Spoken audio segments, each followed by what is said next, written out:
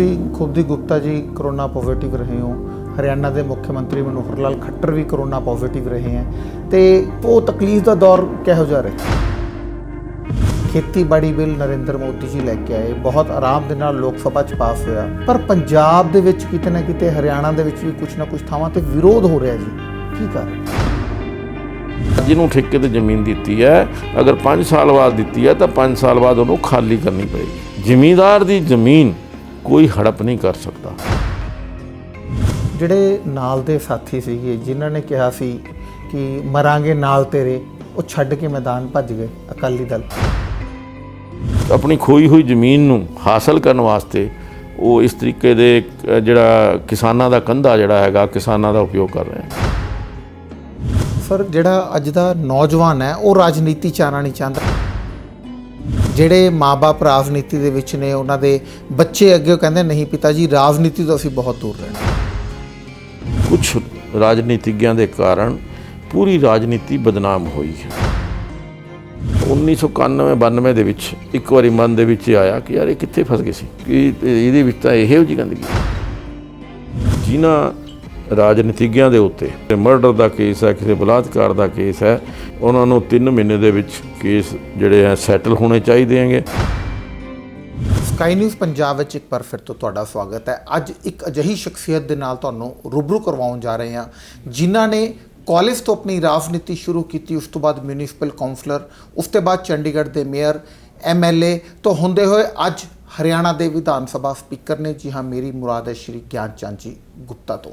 ਇਹਨਾਂ ਤੋਂ ਜਾਣਦੇ ਹਾਂ ਕਿ ਆਖਿਰਕਾਰ ਜਿਸ ਤਰੀਕੇ ਨਾਲ ਇਹਨਾਂ ਨੇ ਆਪਣੀ ਰਾਜਨੀਤੀ ਦੀ ਸ਼ੁਰੂਆਤ ਕੀਤੀ, ਅੱਜ ਇੱਥੇ ਤੱਕ ਪਹੁੰਚੇ ਨੇ। ਸਭ ਤੋਂ ਪਹਿਲਾਂ ਗਿਆਨ ਚੰਦ ਗੁਪਤਾ ਜੀ, ਬਹੁਤ ਬਹੁਤ ਸਵਾਗਤ ਤੁਹਾਡਾ ਸਕਾਈ ਨਿਊਜ਼ ਪੰਜਾਬ ਵਿੱਚ। ਤੁਹਾਡਾ ਵੀ ਬਹੁਤ ਬਹੁਤ ਧੰਨਵਾਦ ਹੈ ਕਿ ਤੁਸੀਂ ਖੇਚਲ ਕੀਤੀ ਹੈ, ਤੁਸੀਂ ਅੱਜ ਆਏ ਹੋ, ਬਹੁਤ ਬਹੁਤ ਸਵਾਗਤ ਹੈ ਤੁਹਾਡਾ ਵੀ। ਸਰ, ਸਭ ਤੋਂ ਪਹਿਲਾਂ ਗੱਲ ਕਰਦੇ ਹਾਂ, ਰਾਜਨੀਤੀ ਦੇ ਵਿੱਚ ਤੁਹਾਡਾ ਬਹੁਤ ਸਮਾਂ ਲੰਬਾ ਹੋ ਗਿਆ ਹੈ। ਤੁਸੀਂ ਇੱਕ ਮਿਊਨਿਸਪਲ ਕਾਉਂਸਲਰ ਤੋਂ ਸਟਾਰਟ ਕੀਤਾ। ਦਰਸ਼ਕਾਂ ਨੂੰ ਦੱਸੋ ਆਪਣੇ ਬਾਰੇ ਤਾਂ ਕਿ ਉਹਨਾਂ ਦੇ ਵਿੱਚ ਇੱਕ ਸੁਨੇਹਾ ਜਾ ਸਕੇ। ਦੇਖੋ, ਮੈਂ ਜਿਹੜਾ ਮੇਰਾ ਰਾਜਨੀਤਿਕ ਜੀਵਨ ਹੈ ਉਹ 1980 ਦੇ ਵਿੱਚ ਸ਼ੁਰੂ ਹੋਇਆ ਜੀ, ਲੇਕਿਨ ਉਸ ਤੋਂ ਪਹਿਲਾਂ ਮੈਂ ਇੱਕ ਅਜਿਹੀ ਸੰਸਥਾ ਦੇ ਵਿੱਚ ਮੈਨੂੰ ਕੰਮ ਕਰਨ ਦਾ ਮੌਕਾ ਮਿਲਿਆ, ਜਿਹੜੀ ਸੰਸਥਾ ਦੇਸ਼ ਹਿੱਤ ਦੇ ਵਿੱਚ, ਸਮਾਜ ਹਿੱਤ ਦੇ ਵਿੱਚ ਬਹੁਤ ਲੰਬੇ ਸਮੇਂ ਤੋਂ ਕੰਮ ਕਰਦੀ ਆ ਰਹੀ ਹੈ। ਮੇਰੀ ਮੁਰਾਦ ਹੈ ਰਾਸ਼ਟਰੀ ਸਵੈਮ ਸੇਵਕ ਸੰਘ ਦੇ ਨਾਲ। ਮੈਂ ਲਗਭਗ 14 ਸਾਲ ਦੀ ਉਮਰ ਦੇ ਵਿੱਚ ਇੱਕ ਸਵੈਮ ਸੇਵਕ, ਬਾਲ ਸਵੈਮ ਸੇਵਕ ਬਣਿਆ, ਔਰ 14 ਸਾਲ ਤੋਂ ਲੈ ਕੇ 32 ਸਾਲ ਦੀ ਉਮਰ ਤੱਕ ਐਜ਼ ਏ ਸਵੈਮ ਸੇਵਕ ਜਨਤਾ ਦੇ ਵਿੱਚ ਇੱਕ ਰਾਸ਼ਟਰ ਸੇਵਾ ਦੀ ਭਾਵਨਾ ਲੈ ਕੇ, ਸਮਾਜ ਸੇਵਾ ਦੀ ਭਾਵਨਾ ਲੈ ਕੇ 18 ਸਾਲ ਕੰਮ ਕੀਤਾ।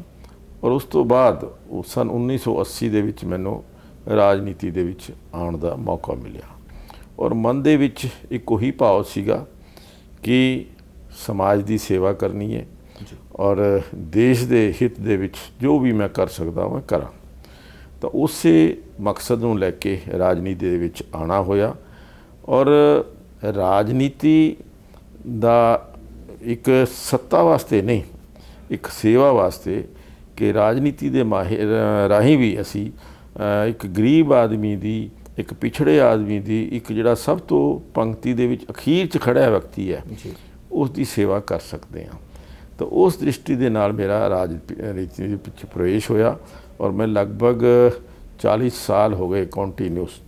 ਮੈਨੂੰ ਪਾਰਟੀ ਨੇ ਬਹੁਤ ਕੁਝ ਦਿੱਤਾ, ਔਰ ਮੈਂ ਪਾਰਟੀ ਦੇ ਵਿੱਚ ਚੰਡੀਗੜ੍ਹ ਦੇ ਵਿੱਚ ਵਾਈਸ ਪ੍ਰੈਜ਼ੀਡੈਂਟ ਵੀ ਰਿਹਾ, ਸੈਕਟਰੀ ਵੀ ਰਿਹਾ, ਚੰਡੀਗੜ੍ਹ BJP ਦਾ ਪ੍ਰਧਾਨ ਰਿਹਾ 3 ਵਾਰੀ, ਉਸ ਤੋਂ ਬਾਅਦ ਪਾਰਸ਼ਦ ਵੀ ਬਣਿਆ, ਮੇਅਰ ਵੀ ਬਣਿਆ। ਇਹ ਸਭ ਕੁਝ ਮੈਨੂੰ ਅੱਜ ਜੋ ਵੀ ਮੈਂ ਅੱਜ ਸਪੀਕਰ ਵੀ ਹੈਗਾ, ਤੇ ਇਹ ਮੇਰੀ ਪਾਰਟੀ ਦੀ ਦੇਣ ਹੈ, ਮੇਰੀ ਸੰਗਠਨ ਦੀ ਦੇਣ ਹੈ ਜੀ। ਅੱਜ ਉਹ ਜੋ ਅੱਜ ਸਪੀਕਰ ਦਾ ਵੀ ਮੈਨੂੰ ਇੱਕ ਜ਼ਿੰਮੇਵਾਰੀ ਮਿਲੀ ਹੈ, ਇਹ ਸਭ ਮੇਰੀ ਪਾਰਟੀ ਦੀ ਦੇਣ ਹੈ। ਨਰਿੰਦਰ ਮੋਦੀ ਜੀ ਦੇ ਬਹੁਤ ਕਰੀਬੀ ਰਹੇ ਹੋ। ਉਸ 1980 ਦੇ ਦੌਰ ਦੀ ਗੱਲ ਕਰੀਏ, 90 ਦੀ ਦੌਰ ਕਰੀਏ, ਉਸ ਟਾਈਮ ਨਰਿੰਦਰ ਮੋਦੀ ਜੀ ਇੱਕ ਸਵੈਮ ਸੇਵਕ ਸੰਘ ਦੇ ਬਹੁਤ ਅੱਛੇ ਕਾਰਜਕਰਤਾ ਸੀ ਤੁਹਾਡੇ ਟਾਈਮ ਦੇ, ਔਰ ਆਮ ਤੌਰ ਤੇ ਤੁਹਾਡਾ ਮਿਲਣਾ ਜੁਲਣਾ ਉਹਨਾਂ ਨਾਲ ਕਾਫੀ ਹੁੰਦਾ ਸੀ। ਇਹ ਦੇਖਿਆ, ਮੇਰਾ ਪ੍ਰਤੱਖ ਤੌਰ ਤੇ ਉਹਨਾਂ ਨਾਲ ਮਿਲਣਾ 1991 ਦੇ ਵਿੱਚ ਹੋਇਆ ਜੀ, ਜਦੋਂ ਉਹ ਡਾਕਟਰ ਮੁਰਲੀ ਮਨੋਹਰ ਜੋਸ਼ੀ ਜੀ ਦੀ ਤਿਰੰਗਾ ਯਾਤਰਾ ਜਿਹੜੀ ਕੰਨਿਆ ਕੁਮਾਰੀ ਟੂ ਕਸ਼ਮੀਰ ਜੀ ਲਾਲ ਚੌਕ ਤੱਕ ਜਾਣੀ ਸੀਗੀ, ਉਸ ਯਾਤਰਾ ਦੇ ਵਿੱਚ ਉਹ ਯਾਤਰਾ ਦੇ ਸਾਰਥੀ ਦੇ ਰੂਪ ਕਹਿ ਲਓ, ਪ੍ਰਭਾਰੀ ਦੇ ਰੂਪ 'ਚ ਕਹਿ ਲਓ, ਸ਼੍ਰੀ ਨਰਿੰਦਰ ਮੋਦੀ ਜੀ ਡਾਕਟਰ ਮੁਰਲੀ ਮਨੋਹਰ ਜੋਸ਼ੀ ਜੀ ਨਾਲ ਆਏ ਸੀਗੇ। ਜੀ ਤੇ ਉਸ ਦੌਰਾਨ ਜਦੋਂ ਚੰਡੀਗੜ੍ਹ ਪਹੁੰਚੇ ਤੇ ਚੰਡੀਗੜ੍ਹ ਦੇ ਵਿੱਚ ਉਸ ਵੇਲੇ ਮੈਂ ਬੀਜੇਪੀ ਦਾ ਪ੍ਰਧਾਨ ਸੀਗਾ, ਪ੍ਰਧਾਨ ਹੋਣ ਦੇ ਨਾਤੇ ਉਹਨਾਂ ਦਾ ਸਵਾਗਤ ਵੀ ਕੀਤਾ ਜੀ ਤੇ ਉਹਨਾਂ ਦਾ ਇੱਥੇ ਇੱਕ ਰਾਤ ਰੁਕਣਾ ਵੀ ਹੋਇਆ। ਜੀ ਤੇ ਉਸ ਤੋਂ ਬਾਅਦ ਜਦੋਂ ਵਾਪਸੀ ਵੀ ਆਏ 1991 ਦੇ ਵਿੱਚ, ਤਾਂ ਵੀ ਉਹ ਇੱਥੇ ਚੰਡੀਗੜ੍ਹ ਰੁਕੇ ਸੀਗੇ। ਲੇਕਿਨ ਉਸ ਤੋਂ ਬਾਅਦ 1995 ਦੇ ਵਿੱਚ ਨਰਿੰਦਰ ਮੋਦੀ ਜੀ ਪੰਜਾਬ, ਹਰਿਆਣਾ ਤੇ ਚੰਡੀਗੜ੍ਹ ਦੇ ਬੀਜੇਪੀ ਦੇ ਪ੍ਰਭਾਰੀ ਦੇ ਨਾਤੇ ਇੱਥੇ ਆਏ।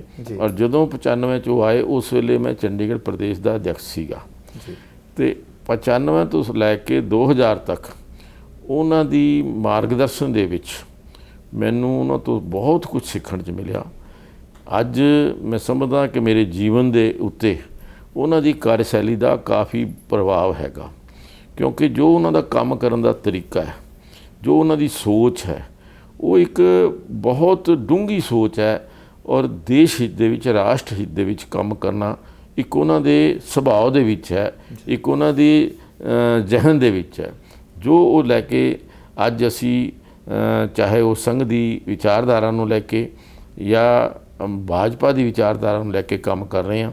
ਉਸੇ ਵਾਸਤੇ ਨਰਿੰਦਰ ਮੋਦੀ ਜੀ ਅੱਜ ਦੇਸ਼ ਦੇ ਪ੍ਰਧਾਨ ਮੰਤਰੀ ਹੈ। ਸਾਨੂੰ ਇਸ ਗੱਲ ਦਾ ਵੀ ਫਖਰ ਹੈ ਕਿ ਮੈਨੂੰ 5 ਸਾਲ ਉਹਨਾਂ ਦੇ ਨਾਲ ਕੰਮ ਕਰਨ ਦਾ ਮੌਕਾ ਮਿਲਿਆ ਤੇ ਉਹਨਾਂ ਕੋਲੋਂ ਬਹੁਤ ਕੁਝ ਸਿੱਖਣ ਦਾ ਮੌਕਾ ਮਿਲਿਆ। ਜੀ ਸਰ, ਜਿਸ ਤਰੀਕੇ ਦਾ ਗੱਲ ਕਰਦੇ ਕਿ ਜਨੂਨ ਉਹਨਾਂ ਦੇ ਵਿੱਚ ਹੈਗਾ, ਇੱਕ ਵਾਰ ਜਿਹੜੇ ਕੰਮ ਨੂੰ ਇੱਕ ਵਾਰ ਸੋਚ ਲਿਆ ਵੀ ਇਹ ਕੰਮ ਕਰਨਾ ਹੈ, ਉਹ ਫਿਰ ਕਰਕੇ ਹੀ ਰਹਿੰਦੇ ਨੇ, ਉਹੀ ਕਾਰਜਸ਼ੈਲੀ ਤੁਹਾਡੀ ਹੈ। ਬਿਲਕੁਲ, ਮੈਂ ਤੁਹਾਨੂੰ ਦੱਸਿਆ ਵੀ ਉਹਨਾਂ ਦੀ ਕਾਰਜਸ਼ੈਲੀ ਦਾ ਬਹੁਤ ਪ੍ਰਭਾਵ ਜੋ 5 ਸਾਲ ਦੇ ਵਿੱਚ ਮੇਰੇ ਉੱਤੇ ਰਿਹਾ। ਉਹਨਾਂ ਦੀ ਜਿਹੜੀ ਕਾਰਜਸ਼ੈਲੀ, ਜਿਵੇਂ ਤੁਸੀਂ ਕਿਹਾ ਕਿ ਜੋ ਸੋਚ ਲਿਆ ਉਹ ਕਰਨਾ ਜੀ, ਔਰ ਇੱਕ ਟਾਈਮ ਬਾਉਂਡ ਹੈ ਕਿ ਅਗਰ ਅੱਜ ਕੋਈ ਅਸੀਂ ਕੰਮ ਸੋਚਿਆ ਤੇ 1 ਮਹੀਨੇ 'ਚ ਕਰਨਾ ਹੈ ਤਾਂ ਉਹ 1 ਮਹੀਨੇ 'ਚ ਪੂਰਾ ਹੋਣਾ ਹੈ।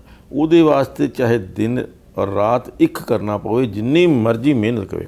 ਔਰ ਜੋ ਸਭ ਤੋਂ ਬੜੀ ਗੱਲ ਉਹਨਾਂ ਦੇ ਜੀਵਨ ਤੋਂ ਸਿੱਖੀ ਹੈ ਕਿ ਮਿਹਨਤ ਕਰਨ ਤੋਂ ਕਦੇ ਵੀ ਉਹ ਪਿੱਛੇ ਨਹੀਂ ਹਟੇ। ਮੈਨੂੰ ਯਾਦ ਹੈ ਕਿ 1995 ਦੇ ਵਿੱਚ, ਹਾਲਾਂਕਿ ਸਿਰਫ ਆਪਣੇ ਸੰਗਠਨ ਦੀ ਜ਼ਿੰਮੇਵਾਰੀ ਸੀ, ਲੇਕਿਨ ਉਸ ਵੇਲੇ ਵੀ ਉਹ ਰਾਤ ਦੇ 1 ਵਜੇ ਤੱਕ, 2 ਵਜੇ ਤੱਕ ਪਾਰਟੀ ਵਾਸਤੇ, ਦੇਸ਼ ਵਾਸਤੇ ਕੀ ਕਰ ਸਕਦੇ ਉਸ ਦੇ ਵਾਸਤੇ ਉਹ ਕੰਮ ਕਰਦੇ ਸੀਗੇ 12 ਰਾਤ ਨੂੰ। ਔਰ ਉਸ ਵੇਲੇ ਵੀ 5-6 ਘੰਟੇ ਤੋਂ ਜ਼ਿਆਦਾ ਉਹ ਸੌਂਦੇ ਨਹੀਂ ਸੀਗੇ। ਅੱਜ ਜਿਸ ਤਰੀਕੇ ਦੇ ਨਾਲ ਅੱਜ ਉਹਨਾਂ ਦਾ ਜੀਵਨ ਹੈ, ਮੈਂ ਸਮਝਦਾ ਕਿ ਉਹ ਉਹਨਾਂ ਦੀ ਇੱਕ ਰਿਹਰਸਲ ਸੀਗੀ ਜਿਹੜੀ 5 ਸਾਲ ਦੇ ਵਿੱਚ ਉਹਨਾਂ ਨੇ ਇੱਥੇ ਕੀਤੀ। ਔਰ ਅੱਜ ਉਸੇ ਚੀਜ਼ ਦਾ ਫਾਇਦਾ, ਜਿਵੇਂ ਉਹ ਕੰਮ ਕਰਦੇ ਹੈ, ਜੋ ਉਹਨਾਂ ਦੀ ਸੋਚ ਹੈ, ਅੱਜ ਉਹਨਾਂ ਨੂੰ ਮਿਲ ਰਿਹਾ ਹੈ। ਜੀ ਸਰ, ਕਰੋਨਾ ਦੇ ਵਿੱਚ ਗੱਲ ਕਰੀਏ, ਜਿਸ ਤਰੀਕੇ ਨਾਲ ਕਰੋਨਾ ਮਾਰਚ ਦੇ ਵਿੱਚ ਸ਼ੁਰੂ ਹੋਇਆ, ਬਹੁਤ ਤੇਜ਼ੀ ਦੇ ਨਾਲ ਵੱਧਦਾ ਰਿਹਾ ਔਰ ਅੱਜ ਪੋਜੀਸ਼ਨ ਇਹ ਹੈ ਕਿ ਕਰੋਨਾ ਦਾ ਗ੍ਰਾਫ ਤੇਜ਼ੀ ਨਾਲ ਘਟ ਰਿਹਾ ਹੈ ਔਰ ਹਰਿਆਣਾ ਨੇ ਇਸ ਦੇ ਵਿੱਚ ਬਹੁਤ ਅੱਛਾ ਕੰਟਰੋਲ ਕੀਤਾ ਹੈ। ਚਾਹੇ ਤੁਹਾਡੀ ਸੁਪਰਵਿਜ਼ਨ ਦੇ ਵਿੱਚ ਸਿਹਤ ਮੰਤਰੀ ਅਨਿਲ ਵਿਜ ਦੀ ਗੱਲ ਕਰੀਏ, ਕਰੋਨਾ ਦਾ ਗ੍ਰਾਫ ਆਮ ਸਟੇਟਾਂ ਦੇ ਨਾਲੋਂ ਬਹੁਤ ਥੱਲੇ ਰਿਹਾ ਹੈ। ਬਿਲਕੁਲ, ਤੁਹਾਡੀ ਗੱਲ ਇਹ ਸਹੀ ਹੈ ਕਿ ਹਰਿਆਣਾ ਦੇ ਵਿੱਚ ਕਰੋਨਾ ਦਾ ਇਫੈਕਟ ਉਨਾ ਨਹੀਂ ਹੋਇਆ ਜਿੰਨਾ ਬਾਕੀ ਸ਼ਹਿਰਾਂ ਦੇ ਵਿੱਚ, ਜਿਵੇਂ ਦਿੱਲੀ ਦੇ ਵਿੱਚ, ਬੰਬੇ ਦੇ ਵਿੱਚ ਜਾਂ ਆਂਧਰਾ ਪ੍ਰਦੇਸ਼ ਦੇ ਵਿੱਚ। ਲੇਕਿਨ ਉਹਦੇ ਵਿੱਚ ਵੀ ਮੈਂ ਸਮਝਦਾ ਕਿ ਨਰਿੰਦਰ ਮੋਦੀ ਜੀ ਨੇ ਜਿਸ ਤਰੀਕੇ ਦੇ ਨਾਲ ਕਰੋਨਾ ਦੀ ਆਹਟ ਹੋਣ ਦੇ ਉੱਤੇ ਹੀ ਜੋ ਸਟੈਪਸ ਉਠਾਏ, ਜਿਸ ਤਰੀਕੇ ਨਾਲ ਸ਼ੁਰੂ ਦੇ ਵਿੱਚ ਹੀ ਲੋਕਡਾਊਨ ਲਗਾਇਆ ਜਾਂ ਕਰਫਿਊ ਲਗਾਇਆ, ਜਾਂ ਫਿਰ ਲੋਕਾਂ ਨੂੰ ਇਹ ਐਡਵਾਈਸ ਦਿੱਤੀ ਕਿ ਇਹ ਜਿਹੜੇ ਕਰੋਨਾ ਦੇ ਵਿੱਚ ਤੁਹਾਡੀ ਮਾਸਕ ਜਿਹੜਾ ਹੈਗਾ ਜੀ ਉਹ ਬਹੁਤ ਜ਼ਰੂਰੀ ਹੈ, ਜਾਂ ਸੈਨੀਟਾਈਜੇਸ਼ਨ ਬਹੁਤ ਜ਼ਰੂਰੀ ਹੈ, ਜਾਂ ਤੁਹਾਡੀ ਜੋ ਇੱਕ ਡਿਸਟੈਂਸਿੰਗ ਹੈਗਾ, ਸੋਸ਼ਲ ਡਿਸਟੈਂਸਿੰਗ ਜਿਹੜੀ ਹੈਗੀ ਹੈ, ਫਿਜ਼ੀਕਲ ਡਿਸਟੈਂਸਿੰਗ, ਘੱਟ ਤੋਂ ਘੱਟ 2 ਗਜ ਦੀ ਦੂਰੀ, ਇਹ ਬਹੁਤ ਜ਼ਰੂਰੀ ਹੈ। ਔਰ ਇਸ ਤਰੀਕੇ ਦੇ ਨਾਲ ਨਰਿੰਦਰ ਮੋਦੀ ਜੀ ਨੇ ਕੇਵਲ ਹਰਿਆਣਾ ਨੂੰ ਨਹੀਂ, ਪੂਰੇ ਦੇਸ਼ ਨੂੰ ਦਿੱਤਾ। ਔਰ ਇੰਨੀ ਵੱਡੀ ਆਬਾਦੀ ਵਾਲਾ ਦੇਸ਼, ਜਿੱਥੇ 130 ਕਰੋੜ ਦੀ ਜਨਸੰਖਿਆ ਹੈ, ਬਾਕੀ ਦੇਸ਼ਾਂ ਦੇ ਮੁਕਾਬਲੇ ਦੇ ਵਿੱਚ ਫਿਰ ਵੀ ਮੈਂ ਸਮਝਦਾ ਕਿ ਬਹੁਤ ਜ਼ਿਆਦਾ ਸੇਫ ਔਰ ਬਹੁਤ ਅਸੀਂ ਇਸ ਕਰੋਨਾ ਦੇ ਉੱਤੇ ਇੱਕ ਪਲੈਨਡ ਵੇ ਦੇ ਨਾਲ ਅਸੀਂ ਇਹਦੇ ਉੱਤੇ ਆਪਣਾ ਸਫਲ ਜਿਹੜਾ ਹੈਗਾ ਸਫਲਤਾ ਪ੍ਰਾਪਤ ਕੀਤੀ ਹੈ। ਜਿਹੜੀ ਡੈਥਸ ਹੋਈਆਂ ਨੋ ਡਾਊਟ ਇੱਕ ਵੀ ਆਦਮੀ ਮਰਦਾ ਹੈ ਤਾਂ ਉਸ ਦੇ ਵਾਸਤੇ ਅਫਸੋਸ ਹੁੰਦਾ ਹੈ, ਲੇਕਿਨ ਕੰਪੈਰੀਟਿਵਲੀ ਅਗਰ ਅਸੀਂ ਦੇਖੀਏ ਕਿ ਦੂਜੇ ਦੇਸ਼ਾਂ ਦੇ ਨਾਲ ਜਿੱਥੇ ਸਾਡੇ ਤੋਂ ਆਬਾਦੀ ਅੱਧੀ ਵੀ ਨਹੀਂ ਹੈ, ਉੱਥੇ ਵੀ ਕਰੋਨਾ ਦਾ ਪ੍ਰਕੋਪ ਜਿਹੜਾ ਹੈਗਾ ਉਹ ਬਹੁਤ ਜ਼ਿਆਦਾ ਹੈਗਾ। ਉੱਥੇ ਡੈਥਸ ਸਾਡੇ ਨਾਲ ਬਹੁਤ ਜ਼ਿਆਦਾ ਹੋਈਆਂ। ਮੈਂ ਸਮਝਦਾ ਕਿ ਕੋਈ ਇੱਕ ਨਰਿੰਦਰ ਮੋਦੀ ਜੀ ਦੀ ਔਰ ਮਨੋਹਰ ਲਾਲ ਜੀ ਦੂਰਦਰਸ਼ਿਤਾ ਦਾ ਹੀ ਪ੍ਰਣਾਮ ਹੈ ਕਿ ਅੱਜ ਕਰੋਨਾ ਦੇ ਉੱਤੇ ਅਸੀਂ ਕੰਟਰੋਲ ਕਰਨ ਦੇ ਵਿੱਚ ਕਾਮਯਾਬ ਹੋਏ ਹਾਂ। ਔਰ ਪਿਛਲੇ ਇੱਕ ਹਫ਼ਤੇ ਤੋਂ ਇਹ ਲਗਾਤਾਰ ਕਰੋਨਾ ਦਾ ਪ੍ਰਕੋਪ ਕੁਛ ਘਟਦਾ ਹੋਇਆ ਨਜ਼ਰ ਆ ਰਿਹਾ ਹੈ। ਸਰ, ਤੁਸੀਂ ਖੁਦ ਹੀ ਗੁਪਤਾ ਜੀ ਕਰੋਨਾ ਪੋਜ਼ਿਟਿਵ ਰਹੇ ਹੋ, ਹਰਿਆਣਾ ਦੇ ਮੁੱਖ ਮੰਤਰੀ ਮਨੋਹਰ ਲਾਲ ਖੱਟਰ ਵੀ ਕਰੋਨਾ ਪੋਜ਼ਿਟਿਵ ਰਹੇ ਹੈ, ਅਤੇ ਕਿੱਦਾਂ ਦਾ ਇੱਕ, ਮੈਂ ਇਹ ਨਹੀਂ ਕਹਿੰਦਾ ਕਿ ਐਕਸਪੀਰੀਅੰਸ ਰਿਹਾ, ਕਿ ਕਿੰਨੀ ਕੁ ਤਕਲੀਫ ਦਾ ਦੌਰ ਕਿਹੋ ਜਿਹਾ ਰਿਹਾ? ਦੇਖੋ, ਗੱਲ ਇਹ ਵੀ ਕੋਈ ਵੀ ਬਿਮਾਰੀ ਹੈ ਉਹਦੇ ਆਉਣ ਦੇ ਉੱਤੇ ਇੱਕ ਮਨ ਦੇ ਵਿੱਚ ਜੋ ਇੱਕ ਥੋੜ੍ਹਾ ਖੌਫ ਡਰ ਜਿਹਾ ਆਉਂਦਾ ਹੈਗਾ, ਉਹ ਡਰ ਜਿਹਾ ਜ਼ਰੂਰ ਇੱਕ ਵਾਰੀ ਆਇਆ ਜਦੋਂ ਕਰੋਨਾ ਪੋਜ਼ਿਟਿਵ ਦੀ ਰਿਪੋਰਟ ਆਈ।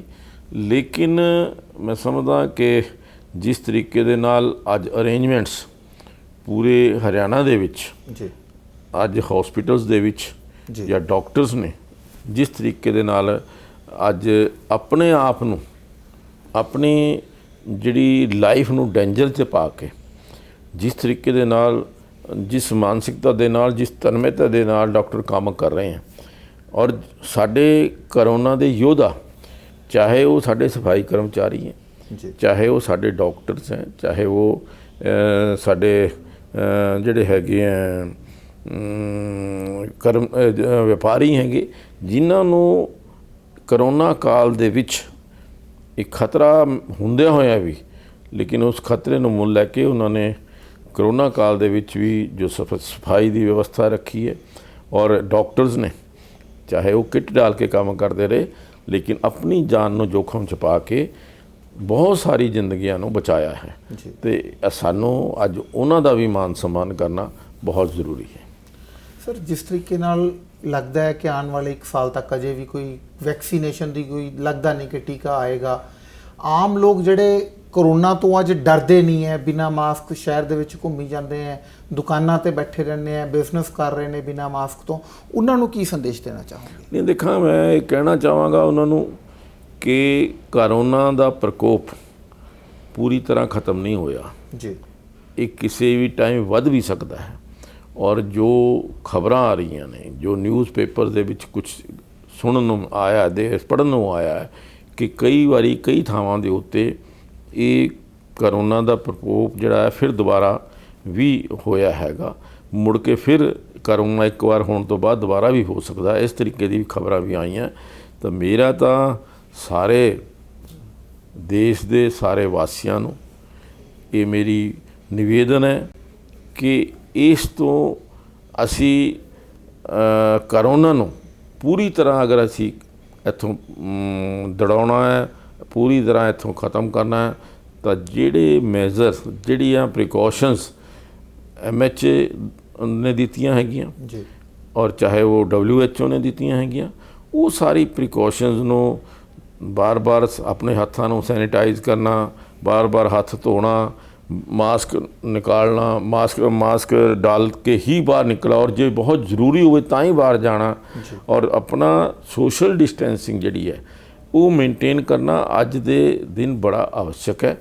ਅਗਰ ਅਸੀਂ ਇਹਦੇ ਵਿੱਚ ਕਿਤੇ ਥੋੜ੍ਹਾ ਜਿਹਾ ਵੀ ਚੁੱਕ ਕਰ ਗਏ ਤਾਂ ਕਿਤੇ ਇਹ ਨਾ ਹੋਵੇ ਕਿ ਅਸੀਂ ਸੋਚੀਏ ਕਿ ਕਰੋਨਾ ਚਲਾ ਗਿਆ, ਲੇਕਿਨ ਫਿਰ ਦੁਬਾਰਾ ਕਰੋਨਾ ਦਾ ਜਿਹੜਾ ਪ੍ਰਕੋਪ ਹੈ ਸਾਡੇ ਉੱਤੇ ਫਿਰ ਦੁਬਾਰਾ ਆਵੇ।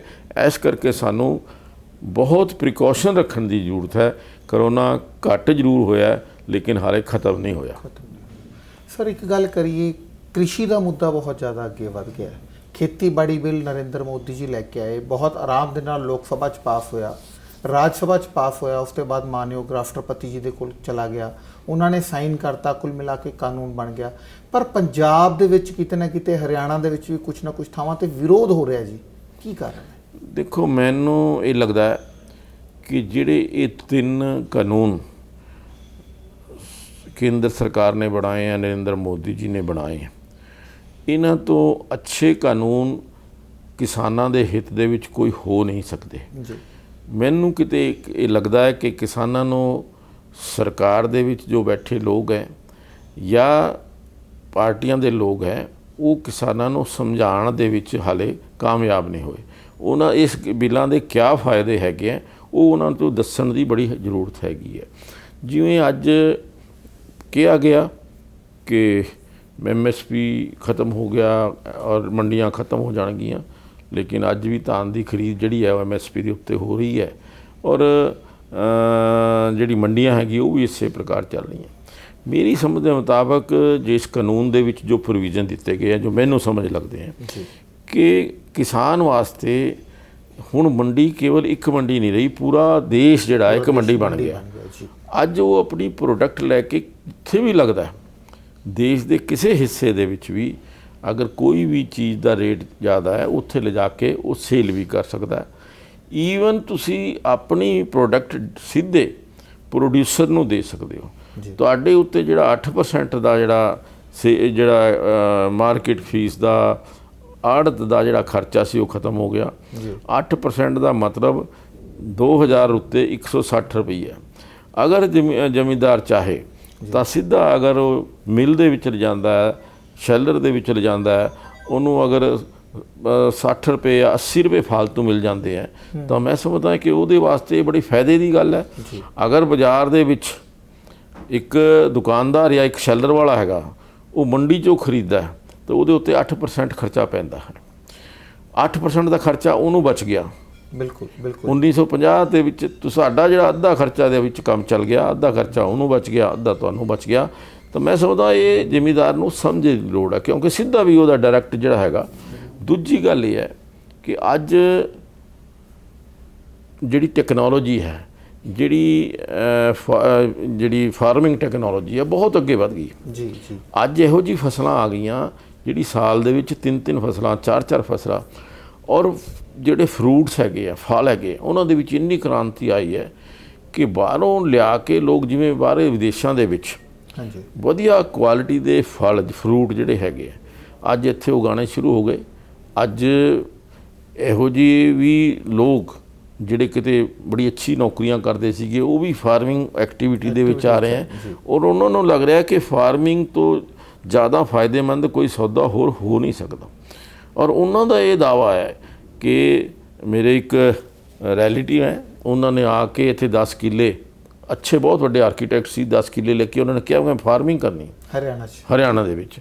ਔਰ ਉਹ ਕਹਿੰਦੇ ਕਿ ਵੀ ਜੋ ਹੁਣ ਟੈਕਨੋਲੋਜੀ ਆਈ ਹੈ ਉਸ 1 ਕਿੱਲੇ ਦੇ ਵਿੱਚ ਅਗਰ ਅਸੀਂ ਠੀਕ ਘੱਟ ਤੋਂ ਘੱਟ ਉਹ 5 ਲੱਖ ਰੁਪਈਆ ਸਾਲ ਦਾ ਹਰ ਹਾਲਤ ਦੇ ਵਿੱਚ ਬਚਾਉਣਗੇ। ਉਹਨਾਂ ਦੀ ਕਹਿਣ ਦਾ ਇਹ ਹੈ ਕਿ 10 ਲੱਖ ਰੁਪਇਆ ਸਾਲ ਦਾ ਸਾਨੂੰ ਬਚੇਗਾ। ਅੱਜ ਅਗਰ ਜ਼ਿਮੀਂਦਾਰ 1 ਲੱਖ ਰੁਪਇਆ ਉਹਨੂੰ ਮੈਕਸੀਮਮ 1 ਕਿੱਲੇ ਦਾ ਸਾਲ ਦੇ ਵਿੱਚ ਮਤਲਬ 2 ਫਸਲਾਂ ਆਉਂਦੀਆਂ, 1 ਕਿੱਲੇ ਦਾ 50,000 ਰੁਪਏ ਤੋਂ ਜ਼ਿਆਦਾ ਨਹੀਂ ਆਉਂਦਾ, ਚਾਹੇ ਉਹ ਗੇਹੂੰ ਹੈ ਚਾਹੇ ਉਹ ਧਾਨ ਹੈਗੇ। ਅਤੇ ਅੱਜ ਅਗਰ ਇਹ ਸੋਚ ਲੋਕਾਂ ਦੀ ਬਣ ਰਹੀ ਹੈ, ਟੈਕਨੋਲੋਜੀ ਆ ਰਹੀ ਹੈ, ਅੱਜ ਜ਼ਿਮੀਂਦਾਰ ਆਪਣੀ ਜ਼ਮੀਨ ਨੂੰ ਠੇਕੇ 'ਤੇ ਵੀ ਦੇ ਸਕਦਾ ਹੈ।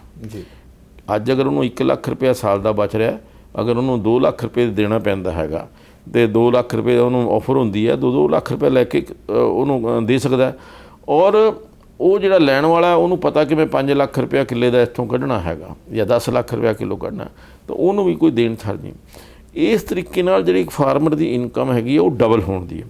ਦੂਜੀ ਗੱਲ ਇਹ ਹੈਗੀ ਹੈ ਕਿ ਜਿਹੜਾ ਫਾਰਮਰ ਹੈਗਾ ਉਹਦੇ ਵਿੱਚ ਇੱਕ ਪ੍ਰੋਵੀਜ਼ਨ ਕੀਤਾ ਕਿ ਅੱਜ ਮੈਂ ਤੁਹਾਨੂੰ ਠੇਕੇ 'ਤੇ ਜ਼ਮੀਨ ਦੇਣਾ ਉਹਦੇ 'ਚ ਪ੍ਰੋਵੀਜ਼ਨ ਹੈ ਕਿ ਉਹ ਠੇਕੇ ਵਾਲਾ ਜਿਹਨੂੰ ਠੇਕੇ 'ਤੇ ਜ਼ਮੀਨ ਦਿੱਤੀ ਹੈ ਅਗਰ 5 ਸਾਲ ਬਾਅਦ ਦਿੱਤੀ ਹੈ ਤਾਂ 5 ਸਾਲ ਬਾਅਦ ਉਹਨੂੰ ਖਾਲੀ ਕਰਨੀ ਪਏਗੀ। ਜ਼ਿਮੀਂਦਾਰ ਦੀ ਜ਼ਮੀਨ ਕੋਈ ਹੜਪ ਨਹੀਂ ਕਰ ਸਕਦਾ। ਉਹਦੇ 'ਚ ਕਾਨੂੰਨ ਦੇ ਵਿੱਚ ਇਹੋ ਜਿਹੇ ਪ੍ਰੋਵੀਜ਼ਨ ਕੀਤੇ ਗਏ ਹੈ। ਅੱਜ ਮੈਂ ਸਮਝਦਾ ਕਿ ਜ਼ਿਮੀਂਦਾਰ ਨੂੰ ਅੱਜ ਕੁਆਲਿਟੀ ਅਲੱਗ-ਅਲੱਗ ਆਉਂਦੀ ਹੈ, ਹਰ ਪ੍ਰੋਡਕਟ ਦੀ ਘਟੀਆ ਕੁਆਲਿਟੀ ਵੀ ਹੁੰਦੀ ਹੈ, ਵਧੀਆ ਕੁਆਲਿਟੀ ਵੀ ਹੁੰਦੀ ਹੈ। ਅੱਜ MP ਦੀ ਵੀਟ, MP ਦੇ ਵਿੱਚ ਵੀਟ ਜਿਹੜੀ ਹੈਗੀ ਹੈ ਉਹਨਾਂ ਦੀ ਵਧੀਆ ਕੁਆਲਿਟੀ ਹੈ। ਪੰਜਾਬ 'ਚ ਵੀ ਆਉਂਦੀ ਹੈ। ਇੱਥੇ ਅਗਰ 19 ਜਾਂ 20 ਰੁਪਈਏ MP ਦੀ ਵੀਟ 28 ਰੁਪਏ ਹੈਗੀ ਹੈ। ਉੱਥੋਂ MP ਦੇ ਜ਼ਿਮੀਂਦਾਰ ਜਿਹੜੇ ਹੈਗੇ ਉਹ ਇੱਥੇ ਲਿਆ ਕੇ ਵੇਚਦੇ ਹੈਗੇ, ਵਪਾਰੀ ਲਿਆ ਕਰਕੇ ਵੇਚਦੇ ਆ ਅਤੇ ਉਸ ਦਾ ਵੀਟ ਦਾ ਜੋ ਉਹਦੀ ਕੁਆਲਿਟੀ ਦੇ ਮੁਤਾਬਕ ਉਹਨੂੰ ਪੈਸਾ ਮਿਲਦਾ ਹੈਗਾ। ਇਸੇ ਤਰੀਕੇ ਦੇ ਨਾਲ ਮੰਡੀਆਂ ਦੇ ਵਿੱਚ ਵੀ ਹੁਣ ਵੀ ਹੈਗਾ ਕਿ ਜਿਹੜੀ ਚੀਜ਼ ਵਧੀਆ ਹੈਗੀ ਉਹਦੇ ਵਧੀਆ ਪੈਸੇ ਮਿਲਦੇ ਆ, ਜੋ ਘਟੀਆ ਹੈਗੀ ਹੈ ਉਸ ਦੇ ਵਾਸਤੇ MSP ਦਾ ਰੇਟ ਹੈਗਾ, ਤੁਸੀਂ ਉੱਥੇ ਜਾ ਕਰਕੇ ਦੇ ਸਕਦੇ ਹੋ। ਤਾਂ ਮੈਂ ਸਮਝਦਾ ਕਿ ਇਹਦੇ ਨਾਲ ਕਿਸਾਨ ਦਾ ਬੜਾ ਭਾਰੀ ਫਾਇਦਾ ਹੋਣ ਵਾਲਾ ਹੈ।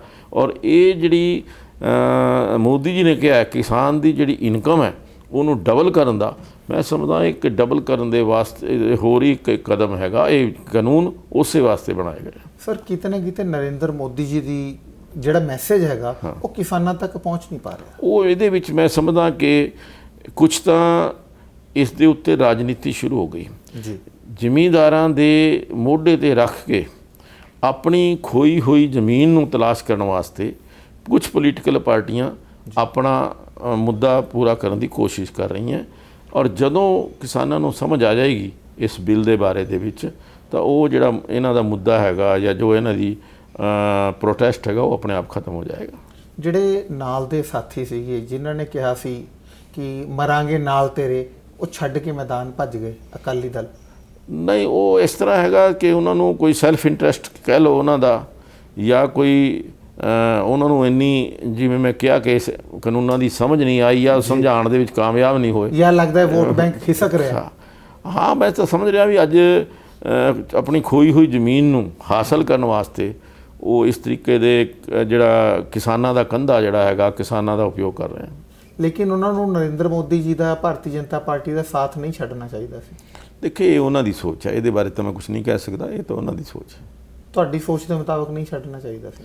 ਨਹੀਂ, ਮੈਂ ਸਮਝਦਾ, ਮੈਂ ਤਾਂ ਇਹ ਕਹਿ ਰਿਹਾ ਵੀ ਉਹਨਾਂ ਨੂੰ ਹਲੇ ਇਹਨਾਂ ਬਿੱਲਾਂ ਦੇ ਬਾਰੇ ਸਮਝ ਨਹੀਂ ਹੈ, ਇਹ ਕਿਹਾ ਜਾ ਸਕਦਾ। ਇਸੇ ਕਰਕੇ ਸ਼ਾਇਦ ਜਿਹੜੀ 22 ਸਾਲ ਦੀ ਯਾਰੀ ਸੀ ਉਹ ਟੁੱਟ ਗਈ ਕੜਕ ਕਰਕੇ। ਹਾਂ, ਤੁਸੀਂ ਕਹਿ ਸਕਦੇ ਹੋ। ਸਰ ਗੱਲ ਕਰਦੇ ਹਾਂ, ਹਰਿਆਣਾ ਜਿਹੜਾ ਹੈ ਹਮੇਸ਼ਾ ਅਵਲ ਰਿਹਾ। ਨਸ਼ਿਆਂ ਦੀ ਗੱਲ ਕਰੀਏ, ਨਸ਼ਾ ਹਰਿਆਣਾ ਦੇ ਵਿੱਚ ਹੈ ਨਹੀਂ ਨਾ। ਸਾਡਾ ਨਾਲ ਦਾ ਸਟੇਟ ਪੰਜਾਬ, ਉੱਥੇ ਬਹੁਤ ਜ਼ਿਆਦਾ ਨਸ਼ਾ ਫੈਲਿਆ ਹੋਇਆ ਹੈ। ਹਰਿਆਣਾ ਇਸ ਤੋਂ ਬਹੁਤ ਬਚਿਆ ਰਿਹਾ ਜੀ। ਪਰਮਾਤਮਾ ਨੂੰ ਬੇਨਤੀ ਹੈ ਕਿ ਇਹਨੂੰ ਬਚਾ ਕੇ ਹੀ ਰੱਖੇ। ਪਰ ਉਸ ਦੀ ਆਂਚ ਜਿਹੜੀ ਹੈਗੀ ਹੈ ਉਹ ਥੋੜ੍ਹੀ ਬਹੁਤੀ ਜਿਹੜੇ ਪੰਜਾਬ ਦੇ ਨਾਲ ਲੱਗਦੇ ਹੋਏ ਕੋਈ ਸ਼ਹਿਰ ਹੈਗੇ ਉਹਨਾਂ ਦੇ ਵਿੱਚ ਕਿਤੇ ਕਿਤੇ ਨਜ਼ਰ ਆਉਂਦੀ ਹੈ। ਪਰ ਲੇਕਿਨ ਸਾਡੀ ਸਰਕਾਰ ਦਾ ਇਹ ਪ੍ਰਯਾਸ ਹੈ ਕਿ ਇਹ ਨਸ਼ਾ ਜਿਹੜਾ ਹੈਗਾ ਇਹ ਹਰਿਆਣੇ ਦੇ ਵਿੱਚ ਅਸੀਂ ਇਸ ਨੂੰ ਰੋਕ ਸਕੀਏ, ਔਰ ਉਹਦੇ ਵਾਸਤੇ ਸਰਕਾਰ ਬਹੁਤ ਜ਼ੋਰ ਸ਼ੋਰ ਨਾਲ ਕੰਮ ਕਰ ਰਹੀ ਹੈ। ਸਰ ਹਰਿਆਣਾ ਦਾ ਨਾਰਾ ਸੀਗਾ ਬੇਟੀ ਬਚਾਓ ਬੇਟੀ ਪੜ੍ਹਾਓ, ਬਹੁਤ ਤੇਜ਼ੀ ਦੇ ਨਾਲ ਦੇਸ਼ ਦੇ ਵਿੱਚ ਅੱਗੇ ਫੈਲਿਆ, ਔਰ ਅੱਜ ਹਰਿਆਣਾ ਦੇ ਵਿੱਚ ਬੇਟੀਆਂ ਦਾ ਕ੍ਰਾਈਮ ਰੇਟ ਬਹੁਤ ਘੱਟ ਹੈ। ਹਾਂ, ਇਹ ਮੈਂ ਤਾਂ ਪੜੋਸੀ ਰਾਜਾਂ ਨੂੰ ਕੀ ਸੰਦੇਸ਼ ਦੇਣਾ? ਨਹੀਂ, ਮੈਂ ਕਹਿੰਦਾ ਕਿ ਜਦੋਂ ਪਾਣੀਪਤ ਦੇ ਵਿੱਚ ਸਾਡੇ ਦੇਸ਼ ਦੇ ਪ੍ਰਧਾਨ ਮੰਤਰੀ ਨਰਿੰਦਰ ਮੋਦੀ ਜੀ ਆਏ ਸੀਗੇ 2016 ਦੇ ਵਿੱਚ, ਮੈਨੂੰ ਸ਼ਾਇਦ 22 ਜੂਨ ਸੀਗਾ ਜਾਂ 20 ਜੂਨ ਸੀਗਾ, ਉਸ ਵੇਲੇ ਜਿਹੜਾ ਹਰਿਆਣੇ ਦੇ ਵਿੱਚ ਇੱਕ ਬੇਟੀਆਂ ਦੇ ਬਾਰੇ 'ਚ ਜੋ ਸੈਕਸ ਰੇਸ਼ੋ ਸੀਗੀ ਉਹ 830 ਜਾਂ 35 ਸੀਗੀ 1000 ਦੇ ਮੁਕਾਬਲੇ ਜੀ। ਲੇਕਿਨ ਜੋ ਹੀ ਨਰਿੰਦਰ ਮੋਦੀ ਜੀ ਨੇ ਇੱਕ ਸੰਦੇਸ਼ ਦਿੱਤਾ, ਇੱਕ ਜਗਾਇਆ ਲੋਕਾਂ ਨੂੰ, ਉਸ ਦਾ ਬਹੁਤ ਬੜਾ ਇਫੈਕਟ ਦੇਖਣ ਨੂੰ ਮਿਲਿਆ। ਅੱਜ ਹਰਿਆਣੇ ਦੇ ਵਿੱਚ ਸੈਕਸ ਰੇਸ਼ੋ ਜਿਹੜੀ ਹੈ 830-35 ਤੋਂ ਉੱਪਰ ਜਾ ਕਰਕੇ 935 ਔਰ 40 ਦੇ ਕੋਲ ਪਹੁੰਚ ਗਈ ਹੈ। ਤਾਂ ਮੈਂ ਸਮਝਦਾ ਕਿ ਚਾਹੇ ਉਹ ਐਜੂਕੇਟ ਕਰਕੇ ਲੋਕਾਂ ਨੂੰ ਪਿੰਡਾਂ ਦੇ ਵਿੱਚ ਜਾ ਕੇ ਦੱਸ ਕੇ, ਔਰ ਚਾਹੇ ਸਖਤ ਕਾਨੂੰਨ ਬਣਾ ਕੇ, ਸਾਡੇ ਸਵਾਸਥ ਮੰਤਰੀ ਅਨਿਲ ਵਿਜ ਜੀ ਨੇ ਅੱਜ ਹਰਿਆਣੇ ਦੇ ਵਿੱਚ ਕੋਈ ਜਿਹੜੇ ਹੌਸਪੀਟਲਸ ਦੇ ਵਿੱਚ ਅਲਟਰਾਸਾਊਂਡ ਦੇ ਨਾਲ ਉਹਨਾਂ ਨੂੰ ਸੈਕਸ ਦੱਸਦੇ ਸੀ ਕਿ ਲੜਕੀ ਹੈ ਜਾਂ ਲੜਕਾ ਹੈ, ਉਸ ਤਰੀਕੇ ਉਸ ਚੀਜ਼ ਦੇ ਉੱਤੇ ਬਹੁਤ ਸਖਤੀ ਨਾਲ ਉਸਦੇ ਉੱਤੇ ਰੋਕ ਲਗਾਈ। ਔਰ ਅੱਜ ਉਹਦੇ ਪਰਿਣਾਮ ਸਾਨੂੰ ਦੇਖਣ ਨੂੰ ਮਿਲ ਰਹੇ ਹੈ ਕਿ ਉਹਨਾਂ ਨੇ ਤਾਂ ਕਿਹਾ ਵੀ ਜਿਹੜਾ ਵੀ ਫੜਿਆ ਗਿਆ ਡਾਕਟਰ ਜਾਂ ਕੋਈ ਨਰਸਿੰਗ ਹੋਮ, ਉਹਦੇ ਜਿਹੜਾ ਸੂਚਨਾ ਦੇਗਾ ਉਹਨੂੰ 1 ਲੱਖ ਰੁਪਏ ਇਨਾਮ ਦੇਵਾਂਗੇ। ਔਰ ਇਹੋ ਜਿਹੇ ਸਖਤ ਕਾਨੂੰਨ ਬਣਾਏ ਕਿ ਉਹਨਾਂ ਦੀ ਜ਼ਮਾਨਤ ਵੀ ਜਿਹੜੀ ਮੁਸ਼ਕਿਲ ਹੋ ਗਈ ਹੈ। ਤਾਂ ਉਸ ਦੇ ਪਰਿਣਾਮ ਸਾਨੂੰ ਦੇਖਣ ਨੂੰ ਮਿਲੇ ਹੈ। ਔਰ ਜਿਸ ਪਰਪਜ਼ ਨੂੰ ਲੈ ਕੇ ਬੇਟੀ ਬਚਾਓ ਬੇਟੀ ਪੜ੍ਹਾਓ ਦਾ ਨਾਅਰਾ ਜਿਹੜਾ ਦਿੱਤਾ ਸੀਗਾ, ਅੱਜ ਬੇਟੀ ਬਚਾਉਣ ਦੇ ਵਿੱਚ ਵੀ ਔਰ ਬੇਟੀ ਪੜ੍ਹਾਉਣ ਦੇ ਵਿੱਚ ਵੀ, ਕਿਉਂਕਿ ਸਾਡੇ ਮੁੱਖ ਮੰਤਰੀ ਜੀ ਨੇ ਹਰ ਜ਼ਿਲ੍ਹੇ ਦੇ ਵਿੱਚ ਜਿਹੜੇ ਮਹਿਲਾ ਕਾਲਜ ਹੈਗੇ ਹਨ, ਬੱਚਿਆਂ ਵਾਸਤੇ ਕਾਲਜ ਹੈਗੇ ਆ, ਉਹ ਬੜੀ ਸੰਖਿਆ ਦੇ ਵਿੱਚ, ਪਹਿਲਾਂ 11 ਜਾਂ 12 ਸੀਗੇ, ਅੱਜ 45 ਕਾਲਜ ਸਾਡੇ ਪੂਰੇ ਸਟੇਟ ਦੇ ਵਿੱਚ ਬੱਚੀਆਂ ਵਾਸਤੇ ਖੁੱਲ੍ਹ ਚੁੱਕੇ ਹੈ। ਮਹਿਲਾ ਥਾਣੇ ਸਾਡੇ ਸਟੇਟ ਦੇ ਵਿੱਚ ਅਲੱਗ ਬਣੇ ਹੋਏ ਹੈ, ਹਰ ਜ਼ਿਲ੍ਹੇ ਦੇ ਵਿੱਚ ਮਹਿਲਾ ਥਾਣਾ ਅਲੱਗ ਹੈ। ਅਤੇ ਬੱਚੀਆਂ ਦੇ ਪ੍ਰੋਟੈਕਸ਼ਨ ਵਾਸਤੇ ਅਸੀਂ ਕਾਨੂੰਨ ਸਭ ਤੋਂ ਪਹਿਲਾਂ ਲੈ ਕੇ ਆਏ ਕਿ 12 ਸਾਲ ਦੀ ਬੱਚੀ ਤੋਂ ਜਿਹੜਾ ਕੋਈ ਥੱਲੇ ਕੋਈ ਰੇਪ ਕਰੇਗਾ ਉਹਨੂੰ ਫਾਂਸੀ ਦੀ ਸਜ਼ਾ ਹੋਏਗੀ ਜੀ। ਇਸ ਤਰੀਕੇ ਦੇ ਨਾਲ ਇੰਨੇ ਸਖਤ ਕਾਨੂੰਨ ਅਸੀਂ ਲੈ ਕੇ ਆਏ ਹਾਂ ਅਤੇ ਉਹਨਾਂ ਦੇ ਪਰਿਣਾਮ ਸਾਨੂੰ ਦੇਖਣ ਨੂੰ ਮਿਲੇ ਹੈ ਕਿ ਸਾਡਾ ਜਿਹੜਾ ਸੈਕਸ ਰੇਸ਼ੋ ਹੈ ਉਹ ਬਹੁਤ ਜ਼ਿਆਦਾ ਇੰਪਰੂਵ ਹੋਈ ਹੈ ਜੀ। ਸਰ, ਜਿਸ ਤਰੀਕੇ ਨਾਲ ਕਰੋਨਾ ਦਾ ਜਿਹੜਾ ਦੌਰ ਹੈਗਾ, ਕਰੋਨਾ ਦੇ ਦੌਰ ਦੇ ਵਿੱਚ ਖਾਸ ਗੱਲ ਇਹ ਹੋਈ ਹੈ ਪੂਰੀ ਦੀ ਪੋਲਿਸੀਜ਼ ਪੂਰੇ ਦੇ ਪੂਰੇ ਕੰਮ ਚੇਂਜ ਹੋ ਗਏ ਨੇ। ਈਵਨ ਐਜੂਕੇਸ਼ਨ ਦੀ ਗੱਲ ਕਰੀਏ, ਐਜੂਕੇਸ਼ਨ ਪੂਰੀ ਆਨਲਾਈਨ ਹੋ ਗਈ ਹੈ ਜੀ। ਨਹੀਂ ਬਹੁਤ, ਹਾਂ ਇਹਦੇ ਵਿੱਚ ਦੇਖੋ ਗੱਲ ਇਹ ਹੈ ਵੀ ਇੱਕ ਵਾਰੀ ਤਾਂ ਕਰੋਨਾ ਨੇ ਪੂਰੇ ਦੇਸ਼ ਦੀ ਅਰਥ ਵਿਵਸਥਾ ਨੂੰ ਹੀ ਉਲਟ ਪੁਲਟ ਕਰਤਾ ਜੀ। ਅੱਜ ਕਰੋਨਾ ਦੇ ਕਾਰਨ ਵਪਾਰ ਪੂਰੀ ਤਰ੍ਹਾਂ ਹਾਲੇ ਚੱਲਿਆ ਨਹੀਂ ਹੈ, ਲੇਕਿਨ 6 ਮਹੀਨੇ ਤੋਂ ਜੋ ਵਪਾਰ ਬੰਦ ਪਿਆ ਸੀਗਾ, ਮਾਰਚ ਦੇ ਵਿੱਚ ਕਰੋਨਾ ਆਇਆ ਸੀਗਾ, ਅੱਜ ਅਕਤੂਬਰ ਚੱਲਦਾ ਪਿਆ ਹੈਗਾ, 6 ਮਹੀਨੇ ਕੰਪਲੀਟ ਹੋ ਚੁੱਕੇ ਹੈਗੇ। ਔਰ ਉਸ 6 ਮਹੀਨੇ ਦੇ ਵਿੱਚ ਚਾਹੇ ਉਹ ਫੈਕਟਰੀ ਵਾਲਾ ਸੀਗਾ, ਦੁਕਾਨਦਾਰ ਸੀਗਾ, ਚਾਹੇ ਕੋਈ ਕਰਮਚਾਰੀ ਸੀਗਾ, ਜੋ ਵੀ ਸਿਵਾਏ ਇੱਕ ਇਉਂ ਕਹਿ ਲਓ ਕਿ ਵੀ ਸਰਕਾਰ ਦੇ ਵਿੱਚ ਬੈਠਾ ਜਿਹੜਾ ਕਰਮਚਾਰੀ ਹੈ ਉਹ ਆਪਣੇ ਆਪ ਨੂੰ ਥੋੜ੍ਹਾ ਸੇਫ ਸਮਝ ਰਿਹਾ ਕਿ ਉਹਨੂੰ ਤਨਖਾਹ ਪੂਰੀ ਮਿਲ ਰਹੀ ਹੈ। ਲੇਕਿਨ ਅੱਜ ਜੋ ਫੈਕਟਰੀਆਂ ਦੇ ਵਿੱਚ ਹਾਲ ਹੈ, ਜਿਸ ਤਰੀਕੇ ਨਾਲ 2-2 3-3 ਮਹੀਨਿਆਂ ਤੋਂ ਫੈਕਟਰੀਆਂ ਬੰਦ ਪਈਆਂ ਸੀਗੀਆਂ, ਉੱਥੇ ਵੀ ਜਿਹੜਾ ਮਜ਼ਦੂਰ ਸੀਗਾ ਉਹਨੂੰ ਵੀ ਕਈ ਵਾਰ ਇਹ ਲੱਗਿਆ ਕਿ ਵੀ ਸ਼ਾਇਦ ਇੱਥੇ ਸਾਨੂੰ ਇਹ ਤਨਖਾਹ ਨਾ ਮਿਲੇ, ਫੈਕਟਰੀ ਬੰਦ ਹੈ। ਇੱਥੋਂ ਪਲਾਇਨ ਵੀ ਬਹੁਤ ਸਾਰੀ ਬੜੀ ਸੰਖਿਆ ਦੇ ਵਿੱਚ ਇੱਥੋਂ ਮਜ਼ਦੂਰ ਬਾਹਰ ਚਲੇ ਗਏ, ਯੂਪੀ ਬਿਹਾਰ ਦੇ ਵਿੱਚ ਜਿੱਥੋਂ ਆਏ ਸੀ, ਚਾਹੇ ਰਾਜਸਥਾਨ ਤੋਂ। ਲੇਕਿਨ ਅੱਜ ਇਹ ਖੁਸ਼ੀ ਦੀ ਗੱਲ ਹੈ ਕਿ ਫਿਰ ਦੁਬਾਰਾ ਉਹਨਾਂ ਨੂੰ ਉੱਥੇ ਜੌਬ ਸਿਕਿਉਰ ਨਹੀਂ ਲੱਗੀ, ਉੱਥੇ ਉਹ ਫਿਰ ਪੰਜਾਬ ਦੇ ਵਿੱਚ, ਹਰਿਆਣਾ ਦੇ ਵਿੱਚ ਉਹ ਵਾਪਸ ਆ ਰਹੇ ਹੈ। ਔਰ ਅੱਜ 60% 70% ਜਿਹੜਾ ਕਾਰੋਬਾਰ ਹੈਗਾ, ਚਾਹੇ ਇੰਡਸਟਰੀ ਹੈ, ਚਾਹੇ ਉਹ ਦੁਕਾਨਾਂ ਹੈਗੀਆਂ ਜਾਂ ਮਾਰਕੀਟਸ ਹੈਗੀਆਂ, ਉਹ ਚੱਲਣੀ ਸ਼ੁਰੂ ਹੋ ਗਈਆਂ। ਅੱਜ ਚਾਹੇ ਉਹ ਸਰਕਾਰ ਲੋਕਡਾਊਨ ਨੂੰ ਖੋਲ੍ਹ ਕੇ ਹੁਣ ਸਿਨੇਮਾ ਵਗੈਰਾ ਚਲਾਉਣ ਦਾ ਵੀ, ਹੋਟਲਾਂ ਦੇ ਵਿੱਚ ਵੀ ਕੰਮ ਸ਼ੁਰੂ ਹੋ ਗਿਆ। ਤਾਂ ਮੈਨੂੰ ਲੱਗਦਾ ਕਿ ਅਗਲੇ 2 ਮਹੀਨੇ ਦੇ ਵਿੱਚ ਜਿਹੜੀ ਸਾਡੀ ਅਰਥ ਵਿਵਸਥਾ ਥੋੜ੍ਹੀ ਪਟੜੀ ਤੋਂ ਉਤਰੀ ਸੀਗੀ, ਉਹ ਫਿਰ ਦੁਬਾਰਾ ਅਰਥ ਵਿਵਸਥਾ ਸਾਡੀ ਠੀਕ ਹੋ ਜਾਏਗੀ ਔਰ ਦੇਸ਼ ਫਿਰ ਮੁੜ ਕੇ ਦੁਬਾਰਾ ਤੋਂ ਫਿਰ ਉਸੇ ਰਫ਼ਤਾਰ ਦੇ ਨਾਲ ਤਰੱਕੀ ਦੀ ਔਰ ਵਧੇਗਾ ਜਿਸ ਤਰੀਕੇ ਨਾਲ ਪਹਿਲਾਂ ਚੱਲਦਾ ਪਿਆ ਸੀ ਜੀ। ਸਰ, ਇੱਕ ਮੈਂ ਪ੍ਰਸ਼ਨ ਪੁੱਛਣਾ ਚਾਹੁੰਦਾ, ਜਿਸ ਤਰੀਕੇ ਨਾਲ ਤੁਹਾਡੀ 40 ਸਾਲ ਲੰਬੀ ਰਾਜਨੀਤੀ, ਅੱਜ ਰਾਜਨੀਤੀ ਦੇ ਵਿੱਚ ਕੁਛ ਨਾ ਕੁਛ ਗੰਦਗੀ ਆ ਗਈ ਹੈ। ਲੋਕਾਂ ਨੂੰ ਅਸੀਂ ਕਹਿੰਦੇ, ਖਾਸ ਤੌਰ 'ਤੇ ਦਰਸ਼ਕਾਂ ਨੂੰ ਇੱਕ ਅੱਛਾ ਸੰਦੇਸ਼ ਦਿਓ ਵੀ ਰਾਜਨੀਤੀ ਦੇ ਵਿੱਚ ਜਿਹੜੀ ਗੰਦਗੀ ਆ ਗਈ ਹੈ, ਗੰਦਲਾਪਣ ਆ ਗਿਆ, ਇਸ ਨੂੰ ਕਿਵੇਂ ਦੂਰ ਕੀਤਾ ਜਾ ਸਕਦਾ ਹੈ? ਦੇਖੋ, ਇਹ ਗੱਲ ਤੁਹਾਡੀ ਬਿਲਕੁਲ ਸਹੀ ਹੈ। ਕਈ ਵਾਰ ਇਹ ਮਹਿਸੂਸ ਹੁੰਦਾ ਹੈ ਕਿ ਕੁਛ ਰਾਜਨੀਤਿਗਾਂ ਦੇ ਕਾਰਨ ਪੂਰੀ ਰਾਜਨੀਤੀ ਬਦਨਾਮ ਹੋਈ ਹੈ ਜੀ। ਉਹ ਰਾਜਨੀਤਿਕ ਨੇਤਾ ਜਿਹੜੇ ਸੈਲਫ ਸੈਂਟਰਡ ਕਹਿ ਲਓ, ਸਿਰਫ ਕਮਾਈ ਦੇ ਵੱਲ ਧਿਆਨ ਕਰਕੇ, ਜੋ ਅਸਲੀ ਉਦੇਸ਼ ਸੀਗਾ ਰਾਜਨੀਤੀ ਦੇ ਵਿੱਚ ਆਉਣ ਦਾ, ਮਹਾਤਮਾ ਗਾਂਧੀ ਜੀ ਨੇ ਕਿਹਾ ਸੀ ਕਿ ਅਸੀਂ ਜਿਹੜੇ ਪਿਛੜੇ ਹੋਏ, ਜਿਹੜੇ ਗਰੀਬ ਜਾਂ ਪੀੜਿਤ ਆਦਮੀ ਹੈਗੇ ਆ, ਉਹਨਾਂ ਦੀ ਸੇਵਾ ਕਰਨੀ ਹੈ। ਉਹ ਸੇਵਾ ਦਾ ਭਾਵ ਜਿਹੜਾ ਉਹ ਘਟਦਾ ਜਾ ਰਿਹਾ ਹੈਗਾ। ਔਰ ਹੋਰ ਤਰ੍ਹਾਂ ਦੀਆਂ ਜਿਹੜੀ ਗੱਲਾਂ ਹੈਗੀਆਂ ਕੁਛ ਰਾਜਨੀਤਿਗਾਂ ਦੇ ਵਿੱਚ ਦੇਖਣ ਨੂੰ ਮਿਲ ਰਹੀਆਂ, ਔਰ ਜਿਹਦੇ ਨਾਲ ਰਾਜਨੀਤੀ ਬਦਨਾਮ ਹੋਈ ਹੈ। ਇਹ ਜ਼ਰੂਰਤ ਇਸ ਗੱਲ ਦੀ ਹੈ ਕਿ ਰਾਜਨੀਤੀ ਦੇ ਉੱਤੇ, ਰਾਜਨੀਤੀ ਦੇ ਕਾਰਨ ਜੋ ਅੱਜ ਰਾਜਨੀਤੀ ਜਿਨ੍ਹਾਂ ਲੋਕਾਂ ਦੇ ਕਾਰਨ ਬਦਨਾਮ ਹੋ ਰਹੀ ਹੈ, ਇਹੋ ਜਿਹੇ ਲੋਕਾਂ ਦਾ ਬਹਿਸ਼ਕਾਰ ਕਰੀਏ। ਅੱਜ ਮੈਂ ਕੱਲ੍ਹ ਪੜ੍ਹ ਰਿਹਾ ਸੀਗਾ, ਸੁਪਰੀਮ ਕੋਰਟ ਦੇ ਵਿੱਚ ਵੀ ਇਹੋ ਜਿਹੀ ਪਟੀਸ਼ਨ ਕੋ ਚੱਲ ਰਹੀਆਂ ਕਿ ਜਿਨ੍ਹਾਂ ਰਾਜਨੀਤਿਗਾਂ ਦੇ ਉੱਤੇ ਕੇਸ ਚੱਲਦੇ ਪਏ ਹੈ, ਜਾਂ ਉਹਨਾਂ ਦੇ ਵਿੱਚ ਕਿਸੇ ਦੇ ਮਰਡਰ ਦਾ ਕੇਸ ਹੈ, ਕਿਸੇ ਬਲਾਤਕਾਰ ਦਾ ਕੇਸ ਹੈ, ਮੈਂ ਤਾਂ ਸਮਝਦਾ ਕਿ ਇਹੋ ਜਿਹੇ ਜਿਹੜੇ ਬੰਦੇ ਹੈਗੇ ਆ, ਉਹਨਾਂ ਨੂੰ 3 ਮਹੀਨੇ ਦੇ ਵਿੱਚ ਕੇਸ ਜਿਹੜੇ ਹੈ ਸੈਟਲ ਹੋਣੇ ਚਾਹੀਦੇ ਹੈਗੇ। ਔਰ ਉਹਨਾਂ ਨੂੰ ਜੋ ਦੁੱਧ ਦਾ ਦੁੱਧ, ਪਾਣੀ ਦਾ ਪਾਣੀ ਹੋ ਕਰਕੇ, ਤਾਂ ਕਿ ਰਾਜਨੀਤੀ ਪੂਰੀ ਦੀ ਪੂਰੀ ਰਾਜਨੀਤੀ ਦੇ ਵਿੱਚ ਜੋ ਕੁਛ ਅੱਛਾ ਵੀ ਕਰਨਾ ਚਾਹੁੰਦੇ ਆ ਲੋਕ, ਉਹ ਵੀ ਇਸ ਦੇ ਕਾਰਨ ਬਦਨਾਮ ਹੋ ਰਹੇ ਹੈ, ਉਹ ਤਾਂ ਕਿ ਉਸ ਤੋਂ ਛੁਟਕਾਰਾ ਮਿਲ ਸਕੇ। ਸਰ, ਜਿਹੜਾ ਅੱਜ ਦਾ ਨੌਜਵਾਨ ਹੈ ਉਹ ਰਾਜਨੀਤੀ 'ਚ ਆਉਣਾ ਨਹੀਂ ਚਾਹੁੰਦਾ। ਈਵਨ ਜਿਹੜੇ ਮਾਂ-ਬਾਪ ਰਾਜਨੀਤੀ ਦੇ ਵਿੱਚ ਨੇ, ਉਹਨਾਂ ਦੇ ਬੱਚੇ ਅੱਗੇ ਉਹ ਕਹਿੰਦੇ ਨਹੀਂ ਪਿਤਾ ਜੀ, ਰਾਜਨੀਤੀ ਤੋਂ ਅਸੀਂ ਬਹੁਤ ਦੂਰ ਰਹਿਣਾ। ਨਹੀਂ, ਉਹ ਇਸੇ ਕਰਕੇ ਹੈਗਾ ਕਿ ਰਾਜਨੀਤੀ ਇੰਨੀ ਬਦਨਾਮ ਹੋ ਗਈ ਹੈ। ਉਹਨਾਂ ਨੂੰ ਕੋਈ ਸੰਦੇਸ਼ ਦਿਓ। ਅੱਛਾ, ਨਹੀਂ, ਮੈਂ ਤਾਂ ਇਹ ਕਹਾਂਗਾ ਕਿ ਦੇਖੋ, ਤੁਸੀਂ ਰਾਜਨੀਤੀ ਗੰਦੀ ਨਹੀਂ ਹੈ, ਲੇਕਿਨ ਰਾਜਨੀਤਿਕ ਦੇ ਵਿੱਚ ਆ ਕੇ ਜਦੋਂ ਤੁਸੀਂ ਆਪਣੇ ਮਾਰਗ ਤੋਂ ਭਟਕ ਜਾਂਦੇ ਹੋ ਜਾਂ ਤੁਸੀਂ ਆਪਣੇ ਰਸਤੇ ਤੋਂ ਇੱਕ ਸੇਵਾ ਦੇ ਕੰਮ ਤੋਂ ਭਟਕ ਜਾਂਦੇ ਹੋ, ਫਿਰ ਉਹ ਰਾਜਨੀਤੀ ਤੁਹਾਨੂੰ ਬੁਰੀ ਲੱਗਦੀ ਹੈ ਵੀ ਹੈ। ਤੇ ਲੇਕਿਨ ਅਗਰ ਤੁਸੀਂ ਉਸ ਤੋਂ ਬਚ ਕੇ ਰਾਜਨੀਤੀ ਦੇ ਵਿੱਚ ਆ ਕਰਕੇ ਸੇਵਾ ਕਰਨਾ ਚਾਹੋ ਤਾਂ ਮੈਂ ਕਹਿੰਦਾ ਬਹੁਤ ਸਾਰੇ ਰਾਸਤੇ ਖੁੱਲ੍ਹੇ ਹੈਗੇ ਆ। ਰਾਜਨੀਤੀ ਦੇ ਵਿੱਚ ਰਹਿ ਕੇ ਤੁਸੀਂ ਸੇਵਾ ਕਰ ਸਕਦੇ ਹੋ, ਅੱਛੇ ਢੰਗ ਨਾਲ ਸੇਵਾ ਕਰ ਸਕਦੇ ਹੋ। ਔਰ ਅੱਜ ਮੈਂ ਸਮਝਦਾ ਕਿ ਰਾਜਨੀਤੀ ਦੇ ਵਿੱਚ ਜਿਹੜੀ ਇਹ ਗੰਦਗੀ ਆਈ ਹੈ ਉਹਨੂੰ ਸਾਫ਼ ਕਰਨਾ ਵੀ ਤਾਂ ਮੈਂ ਤੁਹਾਨੂੰ ਇੱਕ ਛੋਟੀ ਜਿਹੀ ਘਟਨਾ ਦੱਸਦਾ। ਮੈਂ ਮੇਰੀ ਜ਼ਿੰਦਗੀ ਦੀ ਆਪਣੀ ਘਟਨਾ ਦੱਸਾਂ। 1991-92 ਦੇ ਵਿੱਚ ਇੱਕ ਵਾਰੀ ਮਨ ਦੇ ਵਿੱਚ ਆਇਆ ਕਿ ਯਾਰ ਇਹ ਕਿੱਥੇ ਫਸ ਗਏ ਸੀ ਜੀ, ਕਿ ਇਹਦੇ ਵਿੱਚ ਤਾਂ ਇਹੋ ਜਿਹੀ ਗੰਦਗੀ। ਮੈਂ ਸਾਡੇ ਇੱਕ ਖੇਤਰੀ ਪ੍ਰਚਾਰਕ ਸੀਗੇ ਮਾਨੀ ਜੈ ਗੋਪਾਲ ਜੀ, ਮੈਂ ਉਹਨਾਂ ਕੋਲ ਗਿਆ ਅਤੇ ਮੈਂ ਕਿਹਾ ਜੀ ਇਹ ਤਾਂ ਆਪਣੇ ਬਸ ਦਾ ਰੋਗ ਨਹੀਂ ਹੈਗਾ, ਇਹ ਤਾਂ ਇਹਦੇ ਵਿੱਚ ਤਾਂ ਇਹ ਹੈਗਾ।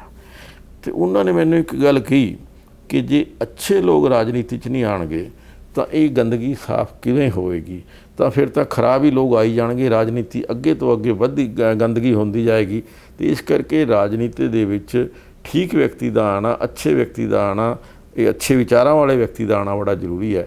ਅਤੇ ਮੈਨੂੰ ਮਤਲਬ ਅੱਜ ਵੀ ਉਹਨਾਂ ਦੀ ਗੱਲ ਜਿਹੜੀ ਹੈ ਉਹ ਭੁੱਲਦੀ ਨਹੀਂ ਹੈ, ਜੋ ਤੁਸੀਂ ਕੀਤਾ ਨਾ ਕਿ ਮਤਲਬ ਇਸ ਤਰੀਕੇ ਨਾਲ ਵੀ ਰਾਜਨੀਤੀ ਦੇ ਵਿੱਚ ਆਉਣਾ ਹੋਇਆ ਹੈ। ਤਾਂ ਇਹ ਸਨ ਸਾਡੇ ਨਾਲ ਹਰਿਆਣਾ ਦੇ ਵਿਧਾਨ ਸਭਾ ਸਪੀਕਰ ਸ਼੍ਰੀ ਗਿਆਨ ਚੰਦ ਗੁਪਤਾ, ਜਿਨ੍ਹਾਂ ਨੇ ਕਿਹਾ ਕਿ ਰਾਜਨੀਤੀ ਦੇ ਵਿੱਚ ਅੱਛੇ ਲੋਕਾਂ ਦਾ ਆਉਣਾ ਬਹੁਤ ਜ਼ਰੂਰੀ ਹੈ, ਕਿਉਂਕਿ ਜੇ ਗੰਦੇ ਲੋਕ ਰਾਜਨੀਤੀ ਕਰਨਗੇ ਤਾਂ ਜਿਹੜੀ ਰਾਜਨੀਤੀ ਦਿਨ ਪ੍ਰਤੀ ਦਿਨ ਗੰਦੀ ਹੁੰਦੀ ਜਾਏਗੀ। ਤਾਂ ਅੱਛੇ ਲੋਕ, ਅਗਰ ਤੁਸੀਂ ਵੀ ਚਾਹੁੰਦੇ ਹੋ ਕਿ ਦੇਸ਼ ਦੀ ਸੇਵਾ ਕਰਨੀ ਹੈ ਤਾਂ ਰਾਜਨੀਤੀ ਇੱਕ ਬਹੁਤ ਅੱਛਾ ਪਲੇਟਫਾਰਮ ਕਹਿ ਲਓ, ਜਾਂ ਇੱਥੇ ਰਹਿ ਕੇ ਦੇਸ਼ ਦੀ ਸੇਵਾ ਕੀਤੀ ਜਾ ਸਕਦੀ ਹੈ। ਇਹ ਸਨ ਸਾਡੇ ਨਾਲ ਗਿਆਨ ਚੰਦ ਗੁਪਤਾ ਜੀ। ਬਹੁਤ ਬਹੁਤ ਧੰਨਵਾਦ ਤੁਹਾਡਾ ਸਕਾਈ ਪੰਜਾਬ ਵਿੱਚ ਸਮਾਂ ਦੇਣ ਲਈ। ਥੈਂਕ ਯੂ ਵੈਰੀ ਮਚ ਜੀ, ਤੁਸੀਂ ਆਏ, ਤੁਸੀਂ ਇੰਨਾ ਸਮੇਂ ਦਿੱਤਾ, ਬਹੁਤ ਬਹੁਤ ਤੁਹਾਡਾ ਸਵਾਗਤ ਹੈ, ਧੰਨਵਾਦ।